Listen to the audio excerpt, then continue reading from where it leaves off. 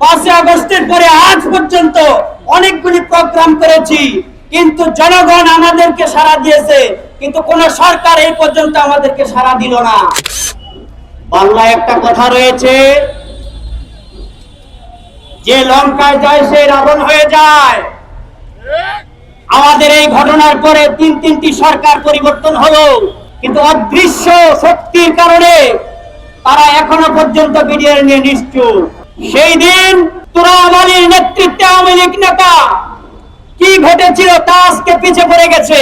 সেই দিন কি ঘটেছিল তদন্ত কমিশন রিপোর্ট দিয়েছে, রিপোর্ট ধামাচাপা করে যাচ্ছে। কারণ কি? সেই দিন স্বৈরাচার শেখ হাসিনা বিডিআরদেরকে সাধারণ ক্ষমা ঘোষণা করেছিল। সেই সাধারণ ক্ষমার কি হলো? তদন্ত রিপোর্টের পরে আওয়ামী লীগ নেতাদের নাম আসলো, বিডিআরের নাম আসলো না। এখনো কেন আমার ভাইরা জেলখানায় বন্দী রয়েছে? জবাব চাই। বর্তমানে দেখতে পাচ্ছি বর্ডারে এক সপ্তাহে তিনটি মার্ডার হলো বিএসএফ কর্তৃক। প্রতিবাদ কোথায়? জবাব চাই। আওয়ামী লীগ সরকার বিগত 17 বছরে যে দুর্নীতি করেছে, আজকে যে সরকার ক্ষমতায় রয়েছে, জনপ্রতিনিধি এবং গর্বের বিষয় তিনি একজন শহীদ পরিবারের সন্তান জনাব তারেক রহমান।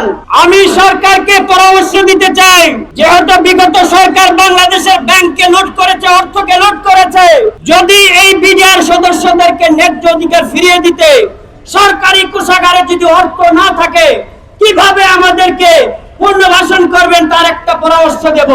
আওয়ামী লীগ সরকারের সম্পদের যে পাহাড় রেখে পালিয়ে গেছে, তাদের এই সম্পদগুলি সরকার বাজেয়াপ্ত করুন, বাজেয়াপ্ত করে দেশের অর্থনীতিকে সচ্ছল করুন এবং এই বিডিআর সদস্যদেরকে ন্যায্য অধিকার ফিরিয়ে দিন এবং তাদের পুনর্বাসন করুন। আপনাদের নতুন করে টাকার প্রয়োজন হবে না।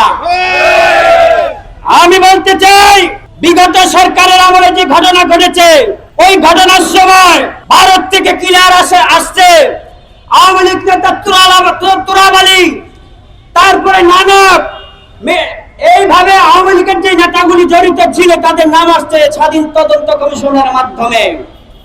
তাহলে ওই সময় যে বিচারগুলি করা হয়েছিল প্রহসনের বিচার, 1 নম্বর পিলখানায় ঘটনা ঘটালো কারা আর শাস্তি খাটতেছে কারা, তাদেরকে অনতিবিলম্বে মুক্তির দাবি জানাচ্ছি।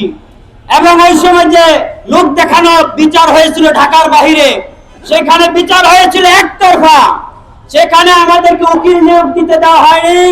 উকিল নিয়োগ দিলে সে কথা বলতে পারেনি। আমরা মানবাধিকার লঙ্ঘন হয়েছে আমাদের বিচারগুলি।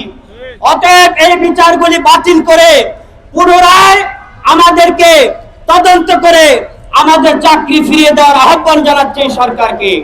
এবং তুরাবালি আওয়ামী লীগ নেতা কোথায় আছে?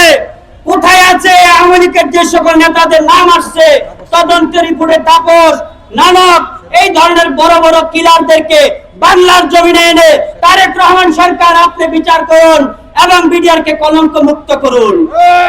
আমাদের ন্যায্য অধিকার ফিরে পাওয়ার জন্য আমরা 5 আগস্টের পরে আজ পর্যন্ত অনেকগুলি প্রোগ্রাম করেছি, কিন্তু জনগণ আমাদেরকে সাড়া দিয়েছে, কিন্তু কোন সরকার এই পর্যন্ত আমাদেরকে সাড়া দিল না।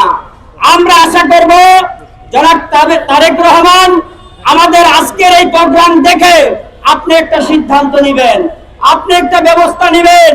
আপনার দিকে আমরা তাকিয়ে আছি, নয়তোবা আমরা মনে করব বিগত সরকারগুলি যে আশ্বাস দিয়ে চলে গেছে আপনিও তাদের কাতারে পড়ে আছেন। আপনার ভয় নেই, আমরা বিডিআর আপনার সাথে আছি, আপনি ন্যায্য বিচার করুন।